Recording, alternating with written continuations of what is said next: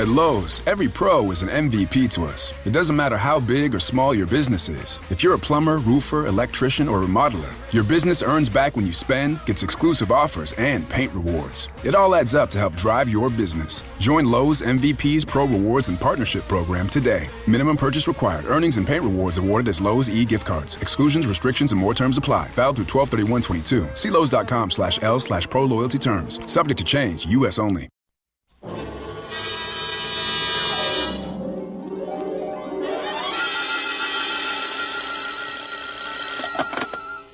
Detective Agency. Ahoy!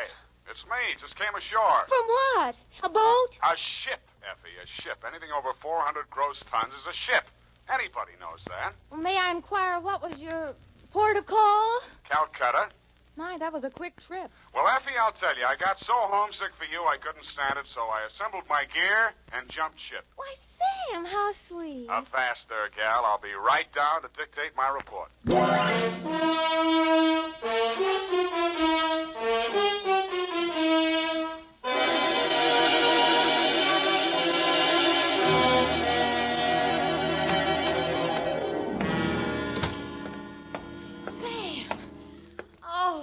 You are alive. Bon voyage, Effie. I've been worried sick. Where have you been? On my way to Calcutta, sweetheart, where the dawn comes up like thunder. Sam, what are you talking about? Calcutta? And the flying fishes play. Ready, Effie? Sam, why did you want to go to Calcutta, of all places? I didn't, Effie. I hate Calcutta. I was Shanghai. To, Mr. Philip J. Fogg, purser, SS Lurene. How do you spell that, Sam? Lurene. Oh, that's pretty. Sam, how could you be shanghaied in this day and age? I mean, isn't it against the law? Stow it, Effie. You're pumping bilge water. Sam, I am not. From Samuel Spade, license number 137596, when you have the time, regarding the Calcutta trunk caper. Dear Mr. Fogg, the following report will explain the enclosed voucher, which is a claim against your company for the amount of $500 and no cents. It will also answer any questions you might be asked concerning the recent unpleasantness on board your ship. It all started yesterday morning in San Francisco when my secretary announced briefly and caustically that there was a lady outside who wanted to talk to me. I judged that she was worth talking to. She was. Your secretary let me in. Well, I'm glad she did. What can I do for you? I'm Marcia Hopkins. I see. Mrs. Marcia Hopkins. I see. However, my husband is dead. I see. It's about my sister that I've come to you, Mr. Spade. I'm dreadfully worried about her. Who's your sister? Miss Constance Pendleton. And she's become involved with a ne'er-do-well, a completely worthless scoundrel, and a real foreign bluebeard. All three? It's one man, Mr. Spade, a Bulgarian, Major Andrea Rodnik. They're going to be married this afternoon, and I'm positive that his only interest is in her money. I'm convinced that he's going to kill her soon after the ceremony. He's done it to other wives in Europe. I've warned Constance and pleaded with her, done everything I could to stop it. But she's completely infatuated with him and refuses to listen to me. Mm-hmm. What do you want me to do? Prevent the marriage if you can. Get the truth about Rodnik's background and face Constance with it. Oh, Mr. Spade, in some way, you've got to make her realize the seriousness of the situation. He's a ruthless character. Well, do what I can, Mrs. Hopkins. Oh, thank you, Mr. Spade. Oh, I've felt so alone and helpless until now. Oh, really? But you will do everything you can, won't you? We've got to save her life.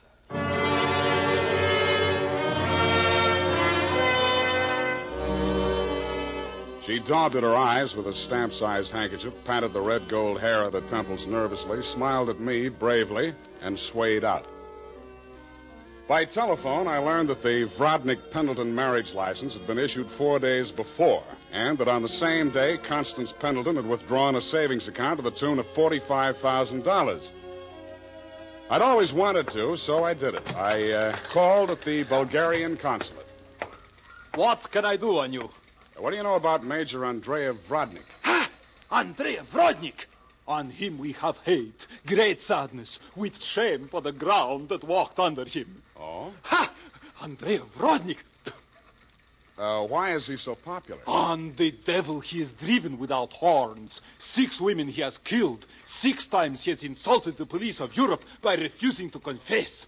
We have proof of the murders, but never can we prove the proof on him. Yeah, sometimes it goes that way. Never do we find the bodies of the 6 women. Only their money in the name of Andrei Vrodnik.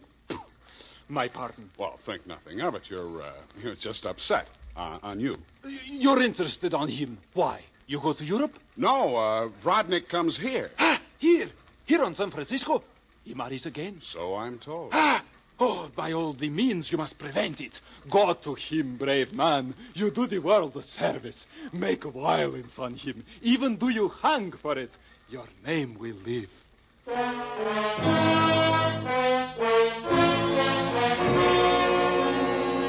With those valiant words goading me on, I left. The farther I got into the caper, the more it looked as if Marcia's fears for Constance Pendleton were very real and very well-founded. When Constance opened the door of her hotel suite, I could see 3 trunks and a number of smaller pieces of luggage, all locked and ready to be taken out. Yes? Constance Pendleton? Yes? I'm a detective. My name is Spade. Detective? What do you want? I want to talk to you about that Bluebeard you're going to marry. Get out of here. You listen, I'll talk, and then I'll get out of here. I just left the Bulgarian consulate. Vrodnik has been accused of the murders of 6 women in Europe. Each of them were wealthy. Each of them married him, and each time Vrodnik came into all their money. Are you trying to blackmail me because of the lies about my fiancé's past? If you are, you're wasting your time. Well, no matter what I'm doing, I'm wasting my time. But to put you straight, your sister hired me, and I am now resigning.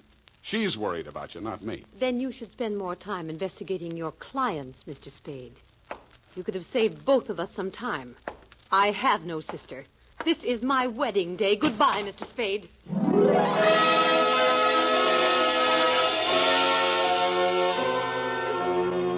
As I left the room, I maintained the stern facial expression I reserve for moments of great shock. But once outside the door, I allowed myself to be carried on the wave of rage and embarrassment for just a minute, and I kicked over 2 potted palms. As I limped down the corridor, I was overtaken by none other than Marcia Hopkins. Did you see her? Let's talk about you first. Did you stop the marriage? Why did you really want that marriage stopped? But I told you. You told me you were her sister. Oh. She said she didn't have any sister. All right, Sam, I did lie to you about that. But I'll tell you who I really am. I don't want to know who you are. I don't ever want to know. All I want from you is my honestly earned fee and a brief but permanent goodbye. Oh, no, Sam, please listen to me. We've got to save that girl. I have $500. That's all I have. Would it be enough? What's your real name? Marshal Vrodnik. Yes, he's my husband. I've been married to him for 10 years. We've traveled all over Europe, and I never knew where the money was coming from. He left me at times for 2 weeks or a month, and then when he'd come back, there'd be more money. I just realized that that's when he must have been killing those poor women. And I know that's what he's going to do this time. I just can't stand it. You've got to protect her. That should be easy. We'll let him get married and meet him at the door with a bigamy warrant. Then you will see me through this. I might. Oh. In my bag, there's $500. Take it. If we can't stop the marriage, then don't let him out of your sight. Not even for a minute. He's a beast, Sam. A beast.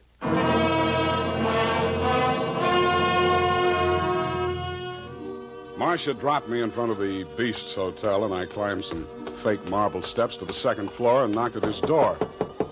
The man who opened it was heavy, handsome in a swarthy, coarse sort of a way, and glowing conceit through 2 eyes. One monocled, one not. You're facing Major Andrei Vrodnik, 1st Bulgarian Horse. What want you? You were facing Saul Fox of the law firm of Fox, Smedley, Van Dusen, and Grip. You overwhelmed yourself. I came here to warn you. If you go through with the marriage to Constance Pendleton, you're going to find yourself tangled with civil law. Warn Andrei Vrodnik, who has personally led more saber charges than you have teeth in your skull. Yes. Who has personally split, slashed, and impaled on his own blade more men than you have fingers and toes. You warn me? What is this talk? You're going to have a bigamy charge slapped on you 5 minutes after you slip her the ring. The warrant signed by Mrs. Marcia Vrodnik. Bigamy? Ha! I I laugh. This is not bigamy. Marcia's your wife, isn't she? The bigamy was committed when I married her. I had another wife then. You call yourself a lawyer, then you know that only the second marriage is bigamy. The ones following that are nothing but interludes. Okay, Major, go ahead and have your interlude. I'm just warning you. Oh, speaks. We are being married on Redwood City from a justice of the peace 1 hour previous. Then we are sailing through the SS Lurene at midnight with our honeymoon. Already a droshky waits for the baggage and luggage. Go now before I'm losing my temper. If you're ever in Calcutta, look me up. Da!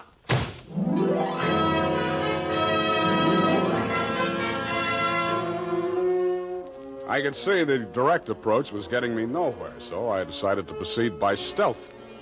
I waited outside the building, and when he left, I tailed him. He made 4 stops.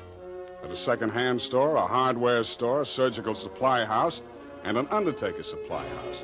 At these places, he purchased the following items: an oversized steamer trunk, black with brass fittings, a large ball of rope twine, 2 large lead sash weights, a set of surgical instruments, and at the 4th and final stop, the undertaking supply, he bought 2 items: a 20-foot length of rubber tubing and a pump.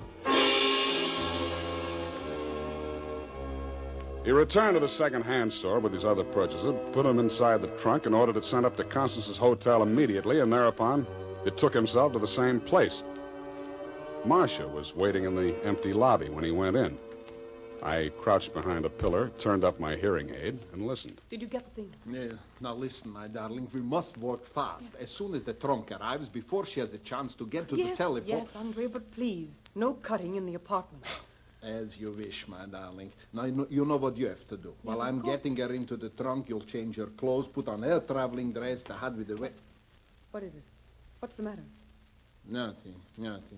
Come, we must make haste.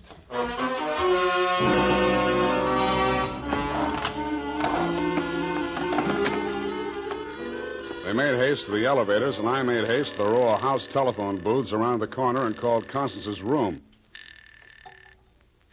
Hello? Mrs. Rodnick? Speaking. Listen, get out of that room right away. Don't take the elevator. Go down the stairs. Who is this? What are you talking about? I haven't got time to explain, and you haven't got time to listen. All those stories about your husband are true. He's going... Hello?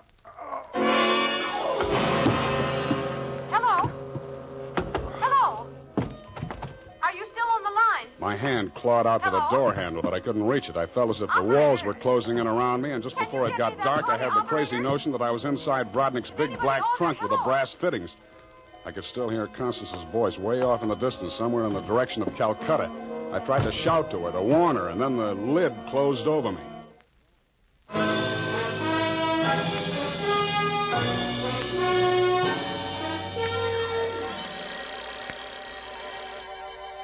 I shook my head, trying to get the bells out of it. Then I remembered where I was and what had happened. I was still wedged into the bottom of a phone booth where I'd slumped when Brodnick sapped me. I got out of there somehow and grabbed a taxi for the Embarcadero. The time was 11:55. The SS Lurene was scheduled to sail at midnight.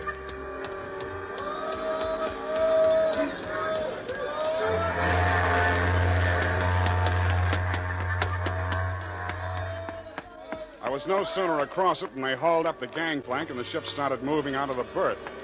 I didn't know where she was bound for, and I didn't much care.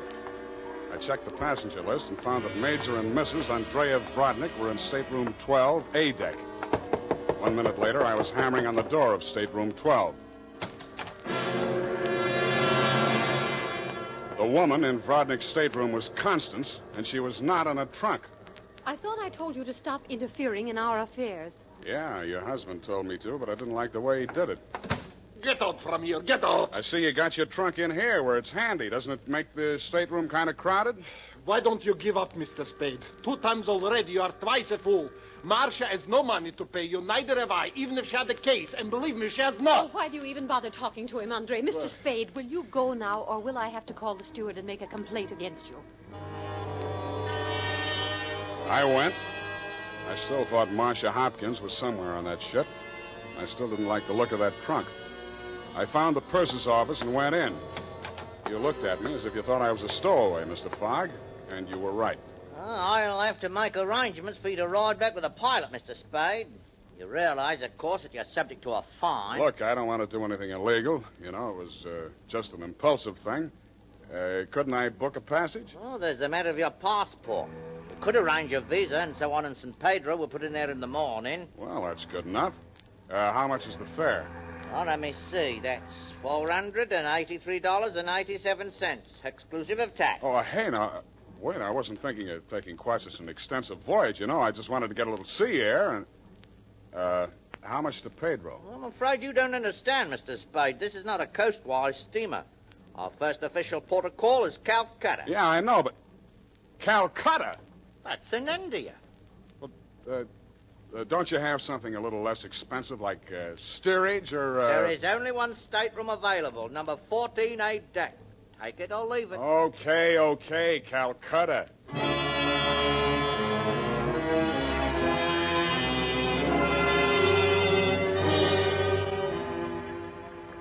After buying my passage to Calcutta, I had exactly 12 cents left. This I gave to the steward who showed me to my stateroom. He thanked me, kicked me in the shins, and left. Out on deck, a tall, red-nosed old gentleman in knickerbockers and a yachting cap was taking a turn around the deck. With him was a face I'd seen in the morning lineup down at the Hall of Justice a dozen times. He was a hotel thief by profession, name of Norman Gorman. He knew me, too, but he didn't give me a tumble. I fell into step with him. Ah, sea air. Nothing like it, am I right? Yeah, I guess it's okay, but there's so much of it. Brisk, bracing, salt spray. Nothing like it. Oh, hey, Norman, my lad. I hate it. I hate boats. Suppose there was a fire on board. Fire? Oh, ridiculous. This your first voyage to the Orient? Yeah. The inscrutable East. You've made this trip before? Oh, yes, indeed. I've worked this line. Yes, indeed. I make this voyage very often.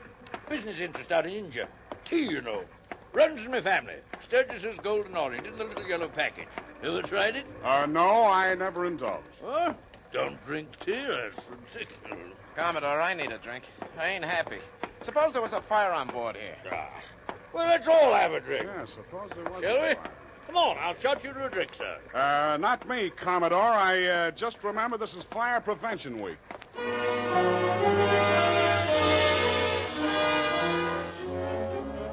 The nearest fire alarm to Brodnick's stateroom was on the companionway leading to the A-deck corridor. It was a glass-enclosed box with a small hammer hanging on a chain. I broke the glass and turned the key. In 3 seconds flat, the entire population of A-deck were shoving each other up the companionway, grabbing for life preservers as they went. The steward hammered on the door of stateroom 12, opened it, shouted inside, and Brodnick and Constance reluctantly came out. I ducked inside, grabbed the handle of the trunk, and started dragging it. When I got it into my stateroom, I broke the lock and lifted the lid. It was Marcia, all right. There was just time to see that before the stateroom door flew open and the ship's officer stuck his head in. I said move it, you. Didn't you hear the alarm? Why, no, I didn't. What's wrong? Never mind that. Here, take this life preserver. Get going now. Come on. Okay. Don't touch me. It makes me nervous.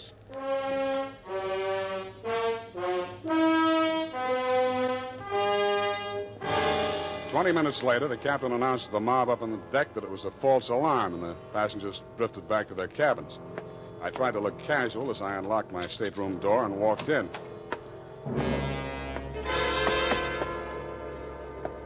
Then I stopped trying. The trunk was still there, but the lid was standing open, and it was empty. I went down to B deck and found the cabin occupied by Norm and the Commodore. That door was locked, so I kicked it in.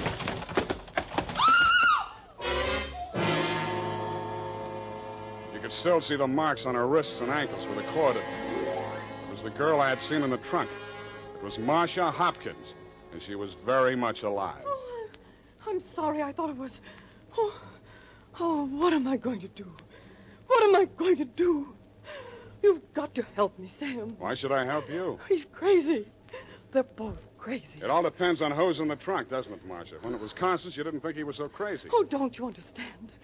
I had to pretend that I'd help him. He was going to kill her right there in the hotel room. I told him it was too dangerous. If anybody looked in the trunk, it would be safer if she was in there alive. So he finally agreed and said he'd wait until we got out to sea to kill her. And then he was Yeah, going I know to... about that. Oh, the idea was so awful. I couldn't stand it. I started to scream, and then he stuffed the gag in my mouth and tied me up. He must have used chloroform or something, because the next thing I knew, I was in the trunk. And that little dark man was leaning over me. He and that old man with the knickers. They brought me here. So they pulled a switch on you. You were the fall gal all along. Oh, you've got to believe me. It was the only way I could save her life. You're the only one I can turn to, Sam. That little thief and the old man, they'd deliver me dead if there was an extra $25 in it. Oh, say you'll help me, Sam. Please say it. When you ask me like that, what else can I say? Oh, you do believe me, darling. You do believe me. Come on, let's get out of here. I'm sorry, Mr. Spade. Please step back inside. I promised my associate, Mr. Gorman, that I would not allow this young lady to risk her life by leaving this cabin. You're getting into this caper at the wrong end, Commodore. It's wound up. They've bungled it. It's no good anymore. You may be right. But you understand my position, sir. I can't take any chances. You've talked to Mr. Gorman? Norm? Yeah, I talked to him. He took you into his confidence? Stop making with the pistol, Commodore. You don't know how to use it anyway. Well, heavens, Norm. You're as white as a sheet. What is it? Oh, he's sick. Go get a doctor. Yes, indeed. Right away. Listen, Spade. Take her with you. Get out of here. I don't want no part of this. You got it bad, Norm. I'm sick, I tell you. The way I had it sized, this was a clean caper, a snatch. I figured the dame here's an heiress or something. Maybe they drop her off in L.A., connect some ransom, and go on. I figured there was enough for all of us. Oh, but that creep, that Rodnick, he's crazy. He's a regular Jack the Ripper. Stop babbling, Norm. Tell me what happened, exactly what happened. I get a sinking feeling in my stomach every time I think about it. Well, I go in, see? He's very smooth, very businesslike. He offers me a drink. I accept it. He mixes a couple of highballs for me and the dame, then he starts talking. I guess she don't know all about it before this, because she gets just sick as I do. First, I think he's kidding. Then he drags out this set of cutlery like a doctor uses to operate on people. Only he's got something else in mind. The porthole, you understand? Oh, please. I don't want to hear anymore. Being as it's you he has in mind, I don't blame you. My stomach. Hey, Norm. Norm. Here he is, the ship's surgeon. Oh, dear me. What? Stand away from him, please. Help me get him into the bunk. Sure, Doctor. Take the shade off that light, please. Yes. He's dead, isn't he? Oh, yes, he's dead, of course. Who poisoned him? I didn't waste any time answering him. I grabbed him by the arm. Before he could object, I was pushing him up the companionway to A deck. It was probably too late to save Constance's life. She'd drunk the same poison, and I was pretty sure she had, but if I was going to nail him for the murder of Constance, I had to get there before the evidence vanished.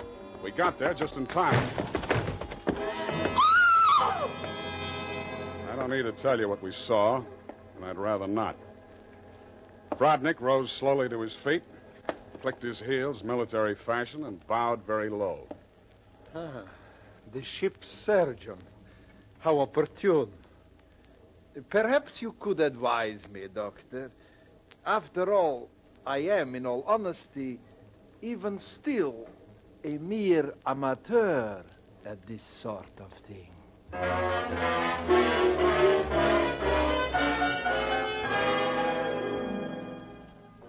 After Rodnick had been taken into custody, we took another turn around the deck. It was daylight, and the ship was lying to off San Pedro. This time, the fresh air really felt good, and so did Marcia. It's all over, Sam. Yes, sweetheart, it's all over. But not between us. Say it, Sam. Say it's not all over between us. How can it be? I knew it. I knew you felt the same way. All my life before, it's been like a terrible nightmare. It never really happened. But it did happen, sweetheart. Oh, but you can forget it, darling, can't you? Please forget it. I'd like to, Marcia. I really would. Hold me close, Sam. Never let me go. You're beautiful. Is that all, Sam? Nothing else? Yeah, lots else. That's why I think we better say goodbye right now. Because when I feel like this, I get foolish. And if I get foolish with you, I'm likely to wake up in a trunk someplace.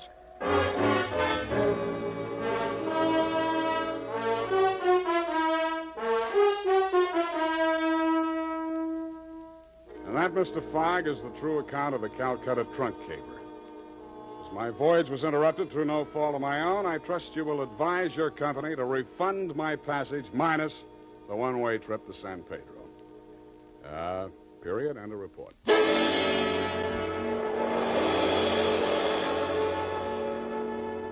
Sam Spade is played by Howard Duff. At Lowe's, every pro is an MVP to us. It doesn't matter how big or small your business is. If you're a plumber, roofer, electrician, or remodeler, your business earns back when you spend, gets exclusive offers, and paint rewards. It all adds up to help drive your business. Join Lowe's MVP's Pro Rewards and Partnership Program today. Minimum purchase required. Earnings and paint rewards awarded as Lowe's e-gift cards. Exclusions, restrictions, and more terms apply. Valid through 12/31/22. See Lowe's.com/L/Pro Loyalty terms. Subject to change. U.S. only.